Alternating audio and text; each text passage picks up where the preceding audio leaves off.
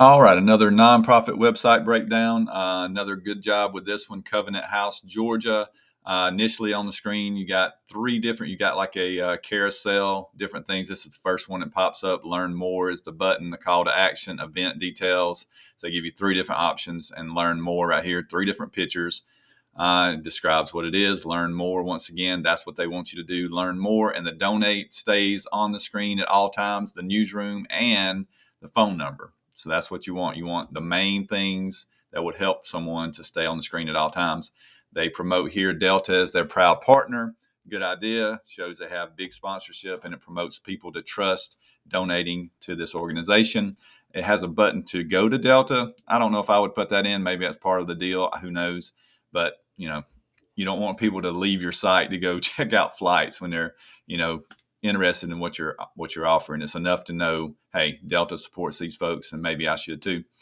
This is smart. Their impact, it shows numbers. You can put numbers of what they're doing. 37,000 total nights of shelter provided in their most recently completed year. That's a big number. Big number. 100% of our youth receive individualized case management.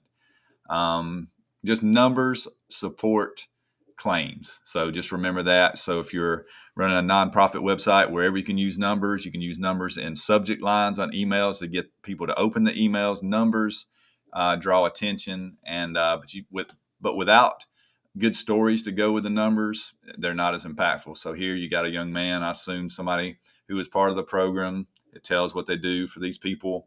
Another face right here to put with the numbers. And right here, get involved again, donate, volunteer now, join an event. So they have options. You can do, various different things. So you're not stuck with just one thing. And they got plenty of calls to action. Buttons with links are calls to action. And down below here, you can connect on Facebook. Not a big fan of that, but this organization is pretty big, so it's not like you're going to lose people. I feel like once somebody's on your website, keep them there. Don't send them to Facebook to get distracted by nonsense. And here you have make a donation. It's got 50, 100, 250, 500, 1,000. Easy to do. Click. You don't have to decide what you want to give. It's better to have a default number. It makes it easier for people. So if you want your default to be, let's say, $50, and you would have another $25 over here, it makes the $25 seem like an easy ask. Down here, you got a way you can sign up for a newsletter, I presume. Put your email address in, first name, last name. I would ask for less. I would ask for just the first name and just the email, or just the email address. That's all you want. Birthday, I would definitely not ask for that. Even though once you have someone's birthday, it gives you a reason to email them. If they're on a newsletter list, you can email them a happy birthday, send them a postcard. So that is a good way to stay connected with somebody who volunteers or donates, because it's easy to forget about these nonprofits. Just like it's easy to forget about a business. If you don't hear from them, if you don't pass by their store, it's easy to forget. There's a million other things to do. So it's a good setup here.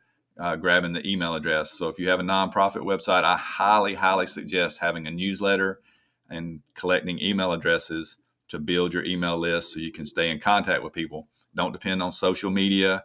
Hopefully one day Facebook will go completely out of business, but you never know. You can get kicked off of Facebook. You could get locked out for no good reason, technical glitches. But if you have their email address, that is your list. It doesn't belong to Mark Zuckerberg or Elon Musk or anything like that. You own that list, and for a nonprofit, an email list is very valuable. So overall, this website does a great job. It's a big organization, pretty successful. I love the numbers. So use those tips if you have a nonprofit website.